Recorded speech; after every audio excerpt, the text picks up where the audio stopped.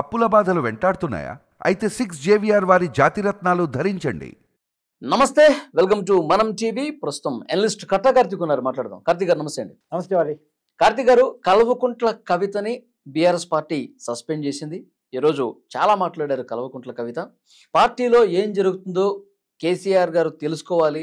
ఆయన చుట్టూ ఉండు చాలా మంది కూడా ద్రోహం చేస్తున్నారు, పార్టీకి మోసం చేస్తున్న పరిస్థితి. ముందుగా హరీష్ రావు, సంతోష్ రావు ఏమేం చేశారో కూడా ఆరోపణలు చేసిన పరిస్థితి మనం చూసాం. నెక్స్ట్ ఆమె భవిష్యత్ కార్యాచరణ కూడా కొత్త పార్టీతో వెళ్తున్నట్టుగా ఇన్ఫర్మేషన్ వస్తుంది. ఆమె పార్టీ పెడితే తెలంగాణ సమాజం నుంచి ఎంతవరకు యాక్సెప్టెన్సీ ఉంటుంది? చాలామంది షర్మిలతో పోల్ చూస్తున్నారు.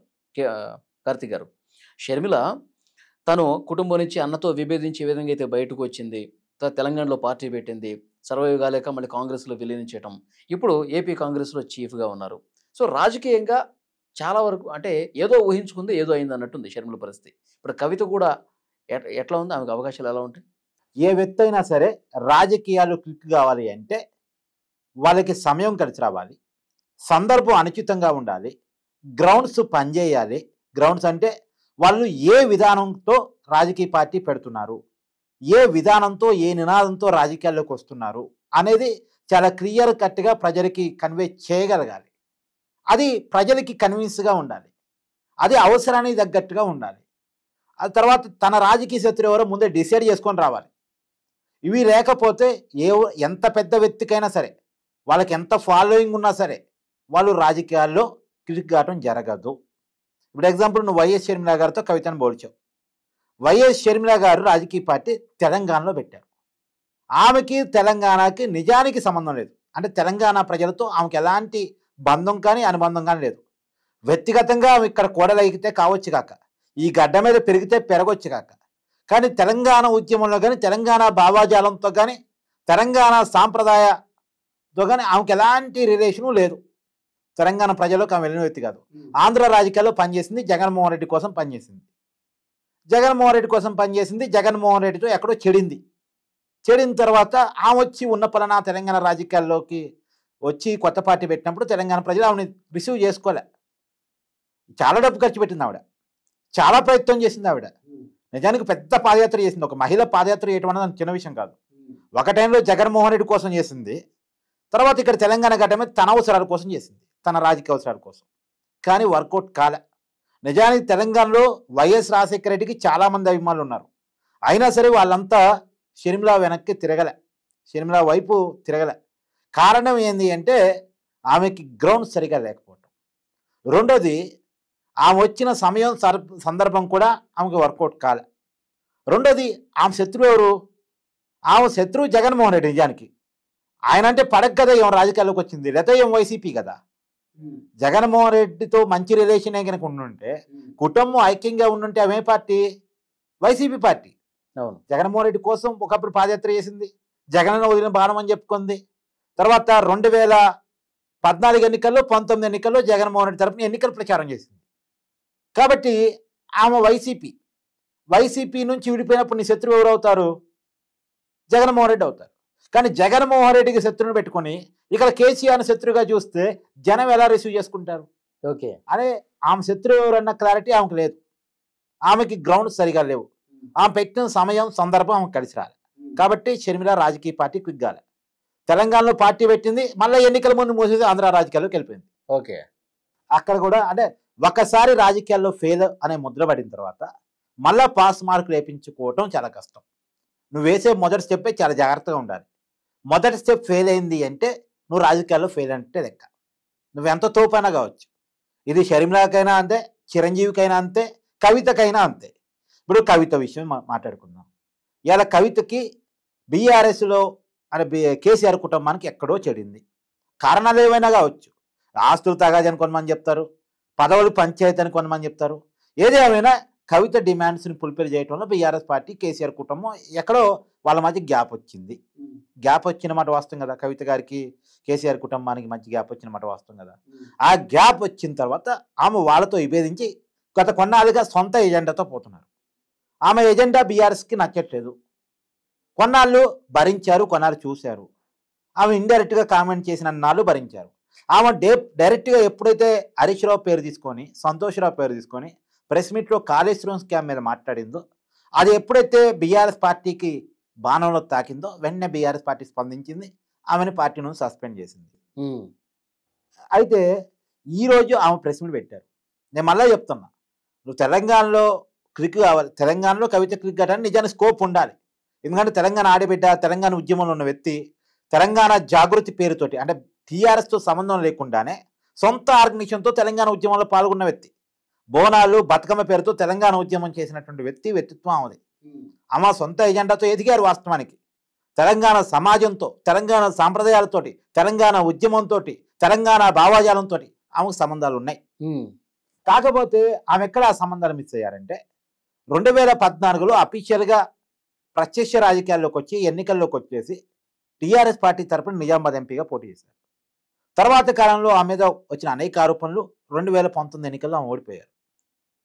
సో అప్పటి నుంచి ఆమె తర్వాత ఎమ్మెల్సీ అయినప్పటికీ కూడా తెలంగాణలో గ్రౌండ్లో ఆమె సరిగా లేరు. అంటే ఇక్కడ రాజకీయాల్లో ప్రత్యక్షంగా ఎప్పటికప్పుడు ఉద్యమాలు చేయటం కావచ్చు, తెలంగాణ ఉద్యమకారులతో సంబంధాలు మెయింటైన్ చేయడం కావచ్చు, ఇలాంటి రిలేషన్స్ మెయింటైన్ చేయడంలో ఆమె ఫెయిల్ అయ్యారు. తర్వాత ఆమె ఢిల్లీ లిక్కర్ స్కామ్లో ఇరుక్కొని, గవర్నమెంట్ కూడా పోవటం, ఆమె ఢిల్లీ లిక్కర్ స్కామ్లో ఇరుక్కొని తీహార్ జైలుకి వెళ్ళటం, రకరకాల కారణాల ఫలితంగా కవితకి, తెలంగాణ వాదులకి, తెలంగాణ ప్రజలకి, తెలంగాణ సమాజానికి మధ్య చిన్న గ్యాప్ వచ్చింది. ఇప్పుడు ఆమె ఎత్తుకున్న ఎజెండా కరెక్టే. బీఆర్ఎస్ పార్టీ టీఆర్ఎస్ నుంచి బీఆర్ఎస్గా మారిన తర్వాత తెలంగాణలో ఏదైతే మిస్ అవుతుందో, టీ అనే పేరు మిస్ అవుతుంది, అంటే తెలంగాణ అనేటువంటి ఒక నినాదం మిస్ అవుతుంది. ఆ నినాదం తను వెతుకోదలుచుకున్నారు.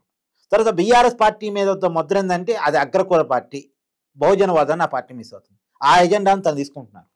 తర్వాత తను మహిళా వాదాన్ని తీసుకోబోతున్నారు, మహిళలకు రాజకీయాల్లో అవకాశం రావాలి. అయితే ఈ 3 వాదాలు ఇప్పుడు ఆమె తీసుకుంటుంది కదా. ఈ 3 వాదాలు తీసుకున్నప్పుడు ఆమె ఈ 2014 నుంచి 2024 వరకు ఇప్పటి వరకు ఈ 3 అంశాలు తన విధానం ఏంటి? ఇప్పుడు బహుజనవాదం ఇవాళ నీకు గుర్తొచ్చింది. 9.5 ఏళ్ళు మీ పార్టీ అధికారంలో ఉందిగా, మీరు పార్టీలో క్రియాశీలకంగా ఉన్నారుగా, మరి అప్పుడు ఎందుకు బహుజనులకి న్యాయం చేయాలనేటువంటి ఆకాంక్ష మీకు రాలేదు? తెలంగాణ ఉద్యమకారులకు న్యాయం చేయాలన్న ఆకాంక్ష మీకు ఎందుకు రాలేదు అనేటువంటి పాయింట్ చాలా క్లియర్గా తెలంగాణ సమాజం నుంచి కవిత ఎదుర్కోవాల్సి వస్తుంది. ఇప్పుడు దానికి కవిత గారు సమాధానం చెప్పి తీరాలి.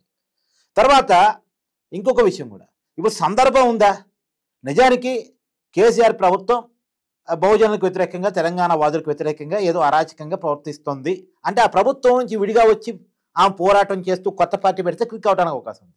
ఇప్పుడు బీఆర్ఎస్ పార్టీ ఓడిపోయింది, ఆ కుటుంబం ఆ పార్టీ కష్టాల్లో ఉంది, కాంగ్రెస్ పార్టీ రూలింగ్లో ఉంది. కాంగ్రెస్ పార్టీ రూలింగ్లో ఉన్న సమయంలో నువ్వు ఆ పార్టీ నుంచి, బీఆర్ఎస్ పార్టీ నుంచి బయటకు వస్తూ నువ్వు బయటకు ఏం టాక్ వచ్చింది? ఇప్పుడు ఏదో ఆ కుటుంబంలో పంచాయతీ ఉంది కాబట్టి బయటకు వచ్చింది అనేది వచ్చింది తప్ప నినాదంతోనో విధానంతోనో బయటకు వచ్చిందని ఎవరు అనుకోవట్లేదు కదా. లేదు. ఇప్పుడు ఇది రానప్పుడు నీకు కనెక్టివిటీ ఎలా వస్తుంది ప్రజలతోటి? నేను నిజంగా అధికారం ఉన్నా సరే తెలంగాణ వాదులకు న్యాయం జరగట్లేదని, తెలంగాణలో సామాజిక న్యాయం లేదని, కేసీఆర్ ప్రభుత్వం మహిళలకు ప్రయారిటీ ఇవ్వట్లేదని నువ్వు కొట్లాడి బయటకు వచ్చి ఉంటే వేరు. అధికారంలో ఉన్న నాళ్ళు ఉన్నావు, ఓడిపోయినా ఎమ్మెల్సీ తీసుకున్నావు, ఇవాళ పార్టీ కష్టకాలంలో ఉంటే నీ సొంత ఎజెండాతోటి నీకేదో రావట్లేదనే కారణం చేత బయటకు వచ్చావు అనేది బయట సమాజంలో జరుగుతుంది కదా. ఇప్పుడు దీనికి కవిత అడ్రస్ చేయాల్సి వచ్చింది. ఇప్పుడు కవితకున్న ప్రతికూలతలు ఇవన్నీ, కవితకున్న ప్రతికూలత వీటన్నిటిని దాటుకుంటేనే తన రాజకీయ ఎజెండాను క్లిక్ చేసుకోగలదు. తర్వాత తన రాజకీయ శత్రువు ఎవరు? ఇవాళైతే మాట్లాడింది హరీష్ రావు మీద, సంతోష్ రావు మీద. సరే, సంతోష్ రావు అంటే కొంత మాస్ ఫిగర్ కాదు, అతను బయట జనాలకి పెద్దగా తెలియదు. ఓకే అతని మీద పెద్ద మైనస్ ఉండదు, పాజిటివ్ ఉండదు. కానీ హరీష్ రావు మీద ఆమె కామెంట్ చేసే ప్రయత్నం చేశారు. ఇక్కడే కవిత చేసిన తప్పిందంటే మొన్నటి దాకా కేటీఆర్ని టార్గెట్ చేశారు ఆవిడ. అంటే గ్రీక్ వీరుడు అన్నారు, ట్విట్టర్ వీరుడు అన్నారు, ఏదో మొత్తానికి. కానీ కేటీఆర్ ప్రస్తావన అంటే కేసీఆర్ చుట్టూ దెయ్యాలు ఉన్నాయి ఇలాంటి ప్రస్తావన తీసుకొచ్చారు, కానీ కేటీఆర్ అన్నట్టుగా లేదు. కేటీఆర్ను ఉద్దేశించి ఆ మాట్లాడే ప్రయత్నం చేశారు. నా ఇన్ఫర్మేషన్ ఆయన తెప్పించుకుంటున్నారు అనేటువంటి ప్రయత్నం అనే మాట కూడా మన మధ్య ప్రెస్ మీట్లో మాట్లాడారు. కేటీఆర్ పేరు ఎత్తకుండా కేటీఆర్ని టార్గెట్ చేస్తూ వచ్చారు. కానీ ఇవాళ మళ్ళీ కేటీఆర్ను ఓన్ చేసుకుంటూ హరీష్ రావుని మాట్లాడే ప్రయత్నం చేశారు. అయితే హరీష్ రావుని మాట్లాడటంలో కవిత గారు తప్పు చేశారని నా ఉద్దేశం. ఎందుకంటే కేసీఆర్ తర్వాత తెలంగాణ ఉద్యమంతో ఎక్కువ అనుబంధం ఉన్న వ్యక్తి హరీష్ రావు. నిజానికి కేటీఆర్ కవితల కంటే కూడా సీనియర్ హరీష్ రావు తెలంగాణ మూమెంట్లో కావాలి. రెండోది 2004 నుంచి Harish Rao MLA. 2004 MLA, 2009 MLA, 2014 MLA, 2024 MLA. Medak జిల్లా సిద్దిపేట నుంచి వరుసగా గెలుస్తూ ఉన్నారు. అంటే బై ఎలక్షన్స్తో కలిపితే 7 సార్లు ఎమ్మెల్యే అయినా. అదే 2004లో 23,000 మెజార్టీతో హరీష్ రావు సిద్దిపేట నుంచి గెలిస్తే 2009లో అది 93,000కి వెళ్ళింది. 2014లో అది 1,20,000కి వెళ్ళింది. 2019లో అది 1,23,000కి వెళ్ళింది. మొన్న బీఆర్ఎస్ పార్టీ నెగిటివ్ క్రియేషన్లో కూడా, అంటే నెగిటివ్ ఓట్ బ్యాంక్ పరిస్థితిలో కూడా పార్టీ అధికారాన్ని కోల్పోయిన సందర్భంలో కూడా 1,20,000కు పైగా మెజార్టీని హరీష్ రావు సంపాదించుకున్నారు. అంటే హరీష్ రావు మెజార్టీ పెరుగుతూ పోతా ఉంది. హరీష్ రావుకి ప్రజాదరణ పెరుగుతూ పోతా ఉంది. కొంత క్రెడిబిలిటీ ఉన్న లీడరు, తెలంగాణ ఉద్యమంతో మమేకమైన వ్యక్తి, కవిత కంటే రాజకీయంగా సీనియరు, తెలంగాణ ఉద్యమంలో కూడా సీనియరు. అలాంటి వ్యక్తిని టార్గెట్ చేయటం వల్ల ఇప్పుడు కవిత మైనస్ అవుతుందా, హరీష్ రావు మైనస్ అవుతాడా? ఇంకా రకం చెప్పాలంటే హరీష్ రావు అన్ని ప్లస్ చేసినట్టు అవుతుంది, హరీష్ రావుని లేపినట్టు అవుతుంది, హరీష్ రావుని హీరోని చేసినట్టు అవుతుంది. అంతే కదా. ఇప్పుడు కవిత తన శత్రువు ఎవరో గుర్తించుకోవడంలో కూడా కొంత తడబాటు ఉంది. కేటీఆరా తన టార్గెట్, లేదు హరీష్ రావా తన టార్గెట్? ఎవరు తన టార్గెట్? కేసీఆర్ని మాత్రం ఓన్ చేసుకోవాలని డిసైడ్ అయింది. ఎందుకంటే కేసీఆర్ని డిజోన్ చేసుకుంటే తనకి పొలిటికల్ లైఫ్ ఉండదు. ఎందుకంటే కేసీఆర్ పేరు చెప్పుకునే కదా వీళ్ళంతా ఎదిగింది. తెలంగాణ ఉద్యమ చిత్రం వీళ్ళకి కేసీఆరే కదా. ఆయన పేరు చెప్పుకో, కేటీఆర్ ఎదిగినా, బీఆర్ఎస్ పార్టీ ఎదిగినా, కవిత ఎదిగినా, సంతోష్ రావు ఎదిగినా, హరీష్ రావు ఎదిగినా అంతా కేసీఆర్ నీడలో ఎదిగినటువంటి వాళ్ళే కదా. కేసీఆర్ క్రియేట్ చేసినటువంటి రాజకీయ నినాదంలో నుంచి, తెలంగాణ ఉద్యమంలో నుంచి ఎదిగిన వాళ్ళే కాబట్టి కేసీఆర్ని ఏమీ అనలేని పరిస్థితి. అయితే కేసీఆర్ని అనొద్దు, కానీ ఎవరిని అనాలి? హరీష్ రావుని అనాలి. మరి హరీష్ రావు చెప్తే పార్టీలో అంతా నడిస్తే మరి కేటీఆర్ ఏం చేస్తున్నట్టు? నీకు పార్టీలో ప్రయారిటీ అయినా, లేదా మిగతా తెలంగాణ ఉద్యమకారులకు, బహుజనవాదులకు ప్రయారిటీ అయినా, పార్టీ వర్కింగ్ ప్రెసిడెంట్గా ఎవరున్నారు? కేటీఆర్ ఉన్నాడు. కేసీఆర్ తర్వాత నాయకుడు ఎవరు బీఆర్ఎస్ పార్టీకి? కేటీఆర్.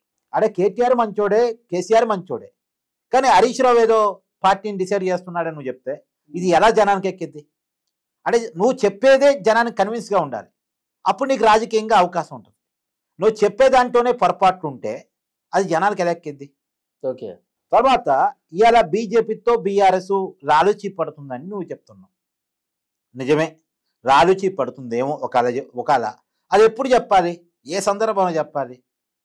ఆ సందర్భంలో చెప్పకుండా ఇవాళ చెప్తే అది ఎక్కడెక్కిద్ది?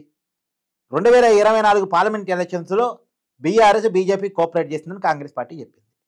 ఇప్పుడు ఏమంటుంది బీఆర్ఎస్? కాంగ్రెస్ ఏది చెప్తుందో అది కవిత చెప్తుంది అని కాంగ్రెస్ కవిత వెనకాల ఉంది. ఇది నమ్మటానికి స్కోప్ ఎక్కువ ఉంటుందిగా. ఇప్పుడు కాంగ్రెస్ ఏది చెప్తుందో ఆల్రెడీ ఇప్పుడు కవిత చెప్తున్న మాటలు కాంగ్రెస్ గతం నుంచి చెప్తుందే. ఆ విమర్శ ఆల్రెడీ బీఆర్ఎస్ మీద ఉందే. ఇలా కొత్తగా తను చెప్పేది ఏముంటుంది? ఇంకా ఇప్పుడు బీఆర్ఎస్ని బీజేపీ నిన్ను చేద్దాం అనుకున్నారు, లేదా పొత్తు పెట్టుకుందాం అనుకున్నారు, లేదు ఏదో వీళ్ళ ప్రయారిటీస్ వాళ్ళకి అమ్మేశారు. ఈ మాటలన్నీ గతం నుంచి కాంగ్రెస్ చెప్తుంది. ఆ చెప్పడం ఫలితం కాంగ్రెస్ లబ్ధి జరిగింది. ఇప్పుడు కవిత మళ్ళీ చెప్పిన ఆ లబ్ధి కాంగ్రెస్ జరిగింది తప్ప కవిత జరగదు. ఇప్పుడు షర్మిల చాలా చెప్పింది జగన్మోహన్ రెడ్డి గురించి. ఆ చెప్పినవన్నీ ఎవరికి ప్లస్ అయినాయి? కూటమికి ప్లస్ అయినాయి. షర్మిలకి ఏం ప్లస్ కాలే, కూటమికి ప్లస్ అయినాయి. ఇప్పుడు నీకు రాజకీయ అడ్వాంటేజ్ ఉన్నప్పుడేమో నువ్వు చెప్పేయని నీకు ప్లస్ అయింది. నీకు అడ్వాంటేజ్ లేనప్పుడు నువ్వు చెప్పేయన్నీ అవతల అడ్వాంటేజ్ తీసుకోగల స్థాయిలో ఉన్నోడికి ప్లస్ అవుతాయి. ఇప్పుడు అడ్వాంటేజ్ తీసుకునే స్థాయిలో నువ్వు లేవు. నీ రాజకీయ ముఖ్యత్వం లేదు, నీ రాజకీయ ఎజెండా లేదు, ఆ సమయం సందర్భంగా నీకు కలిసి వచ్చే పరిస్థితులుగా లేవు. కాబట్టి నేనేమంటానంటే ఇప్పుడు కవిత ఏం చెప్పినా కవిత వెనకాల కాంగ్రెస్ ఉంది, కాంగ్రెస్ వాయిస్గా కవిత పనిచేస్తుందని అంటారు. ఇప్పుడు హరీష్ రావుని టార్గెట్ చేయడం కూడా రేవంత్ వ్యూహంలో భాగం అనుకోవాలి. కేసీఆర్ కుటుంబంలో చీలిక తీసుకురావటం రేవంత్ వ్యూహంలో భాగం. రేవంత్ మీద వ్యతిరేకత వస్తుంది కాబట్టి ఆ రేవంత్ వ్యతిరేకత బీఆర్ఎస్ పాజిటివ్ కాకుండా ఉండటం కోసం బీఆర్ఎస్ జెండా మళ్ళీ ఎక్కడ తెలంగాణలో ఎగురుతుందో, అధికారంలోకి వస్తుందో అనే ఒక భయంతో తన రాజకీయ శత్రువులు మహా అంటే ఎవరు ఉంటారు? కేటీఆర్, హరీష్ రావు ఉంటారు. రేవంత్ రెడ్డికి కేసీఆర్ ఉన్నప్పటికీ కూడా వీళ్ళ తర్వాత కేటీఆర్, హరీష్ రావు ఉంటారు. సో వీళ్ళని బదనాం చేయాలి అనే కారణం చేత ఈ రకంగా రాజకీయ స్టెప్ వేపిస్తున్నాడు అని జనంలో పోవడానికి స్కోప్ ఎక్కువ ఉంటుంది. ఓకే, ప్రజల్లో అసలు యాక్సెప్టెన్సీ ఉండదంటారా కవితకి? నేను మళ్ళీ చెప్తున్నాను, మీ రాజకీయ శత్రువు ఎవరో క్లారిటీ లేనంతకాలం, సమయం సందర్భం నీకు కలిసినంతకాలం, నీ విధానం నీకు సెట్ కానంతకాలం, నీ గ్రౌండ్స్ సరిగా లేనంతకాలం రాజకీయాల్లో ఎవరూ రాణించలేరు. ఏమాత్రం కూడా చీలుకొచ్చే పరిస్థితి లేదంటారు బీఆర్ఎస్ లో కవిత వల్ల. బీఆర్ఎస్ లో చీలికంటే ఏ వెనకాల ఉండేటువంటి వాళ్ళు ఎవరో వాళ్ళకి వెళ్తారు. బీఆర్ఎస్ లో ప్రయారిటీ లేని వాళ్ళు, ప్రయారిటీ రాదనుకునే వాళ్ళు, ఎక్కడొచ్చి అటు రాజకీయ అవకాశం రావాలనుకునే వాళ్ళు కవిత వెనకాల. రాజకీయ నిరుద్యోగులు తప్పకుండా ర్యాలీ అవుతారు. బీఆర్ఎస్ లో అసంతృప్తి వెనకాల ఎవరు లేరా? అది వేరు, ఎవరో ఉంటాం వేరు. ఓట్ల చీలిక మీద ఏమన్నా ప్రభావం పడుతుంది అంటారా? ఓట్లు ఏమైనా చీలే ప్రమాదం ఏమైనా ఉందంటారా ఇప్పుడు ఇది జనంలో పోయింది అనుకో, ఓట్ల చీల కోసమే కవిత జనం బయటకు వచ్చి మాట్లాడుతున్నాను అనుకో, అది బీఆర్ఎస్కి అడ్వాంటేజ్గా మారింది అంటున్నాను. ఇప్పుడు వాస్తవానికి అది తెలియకుండా జరగాల్సిన పని తెలిసే జరుగుతుంది. ఇప్పుడు కవిత ఎందుకు బయటకు వచ్చిందంటే బీఆర్ఎస్ ఓట్లను చేర్చడానికి అనేది చర్చ జరుగుతుంది. అది ఎప్పుడైతే ముందే చర్చకు వస్తుందో ఇక బీఆర్ఎస్ ఓటు చీలకపోగా ఐక్యమైంది అంటే అవతల రాజకీయ శత్రువు చేసే వ్యూహం ఏంటో ముందే అర్థమైంది అనుకో నీకు. ఓకే, ఇంకా ప్రజల్లో ఆ భ్రమలు పోతాయి కదా. ఏముంది కవిత ఏదో రేవంత్ రెడ్డి వెనకాల ఉన్నాడట, మాట్లాడిస్తున్నాడట, బీఆర్ఎస్ పార్టీని బదనాం చేయడం కోసం అంట అనేది కనుక బయట చర్చకు వచ్చింది అనుకో, నువ్వేం చెప్పినా జనం నమ్మరు. ఓకే, నువ్వు చెప్పేది నమ్మాలంటే ఫస్ట్ నువ్వు క్రెడిబిలిటీ ఏర్పరచుకోవాలి. క్రెడిబిలిటీ ఏర్పడాలంటే నువ్వు ఏ గ్రౌండ్స్ కింద రాజకీయాల్లోకి వస్తున్నావు అనేది ఫస్ట్ బేసిక్గా జనాలకి డైరెక్ట్గా కనెక్ట్ కావాలి. నీ రాజకీయ శత్రువు ఎవరో డైరెక్ట్గా ప్రజలకు తెలవాలి. ఎందుకు రాజకీయ శత్రువు కూడా తెలవాలి. అంటే నాకు ఇంకో యాంగిల్లో కూడా ఆలోచన చేస్తే బీఆర్ఎస్ మరింత బలోపేతం కావాలంటే ఇలాంటి ట్రిక్స్ కూడా ప్లే చేయలేము. కవిత ఇట్లా బయటకు వచ్చి ఈ విధంగా ఆరోపణలు చేస్తే బీఆర్ఎస్ మళ్ళీ స్ట్రాంగ్ అయ్యింది. ఇప్పుడున్న పరిస్థితుల్లో ఆ రిస్క్ బీఆర్ఎస్ తీసుకునే పరిస్థితుల్లో ఉందా? అదే ఏం కాదు. సరే నువ్వు అన్నట్టు ఏంటంటే కేసీఆర్ స్ట్రాటజీలు ఎవరికి అర్థం కావు, ఎప్పుడు ఏమైనా చేయగలడు ఆయన. సో కవితను బయటికి పంపించి హరీష్ రావుని బదనాం చేస్తే కేటీఆర్ ఒక్కడే హీరోగా ఉంటాడు. ఇంకా బీఆర్ఎస్ మీద సానుభూతి మళ్ళీ కవితను ఎత్తి సస్పెన్షన్ ఎత్తేసి వస్తే అప్పటికి హరీష్ రావు బదనాం ఇలా ఏదో రకరకాల ఊహాగానాలు ఉంటాయి. కానీ ఇప్పటికైతే ఇంత చర్చ ఉందైతే నేను అనుకోను. ఇది జరగట్లేదు. ఇది ఊహాగానాలు 100 ఉంటాయి వాళ్ళ ఈ రాజకీయాల్లో, ఏదో రకరకాల నేరేషన్స్ ఉంటాయి. కానీ నువ్వు అడిగినట్టు మరో షర్మిల కవిత కాబోతుందంటే షర్మిల జగన్ డ్యామేజ్ చేయగలిగింది. కారణం ఏంటంటే జగన్ అధికారంలో ఉన్నాడు, జగన్ మీద వెరీ నెగిటివ్నెస్ ప్రజల్లో ఉంది. ఆ టైంలో షర్మిల మాట్లాడటం మొదలెట్టింది. ఇప్పుడు అధికారంలో బీఆర్ఎస్ లేదు, రేవంత్ రెడ్డి అధికారంలో ఉన్నాడు. ఇప్పుడు రేవంత్ రెడ్డి మీద కవిత గట్టిగా పోరాటం చేయాలి. రేవంత్ రెడ్డి మీద ఎంత గట్టిగా పోరాటం చేయాలి? ఇప్పుడు రేవంత్ రెడ్డి వర్సెస్ కేసీఆర్, ఇదే కదా పొలిటికల్ ఫైట్. ఇప్పుడు రేవంత్ రెడ్డి మీద నీ ఫైటా, కేసీఆర్ మీద నీ ఫైటా? కేసీఆర్ నీ రాజకీయ శత్రువే కాదు, నువ్వే చెప్తున్నావు. అవసరమైతే కేటీఆర్ లేదా హరీష్ రావు నీ శత్రువు అంటున్నావు. ఇప్పుడు రేవంత్ రెడ్డి నీ శత్రువు కాకుండా కేటీఆర్ హరీష్ రావు నీ శత్రువు అయితే అది ఎట్టా రాజకీయాల్లో నీకు ప్లస్ అవుతుంది? సో కవితకి ఏమాత్రం అవకాశం లేదు. కవిత వ్యూహం ముందుగానే జనానికి లీక్ అయింది. సో సరిగా గ్రౌండ్స్ లేకుండా వచ్చిందేమో అని అనుకుంటున్నాను. ఇవాళ తొలి ప్రెస్ మీట్ కూడా ఆమెకు మైనస్ అయిందని నేను అనుకుంటున్నాను. అంటే సక్సెస్ఫుల్ గా ఫెయిల్యూర్ బాట పడుతుంది అంటారు. ఇప్పటికైతే అర్థమవుతుంది. అదే స్ట్రాటజీ మార్చుకుంటే చెప్పలేదు. Thank you very much.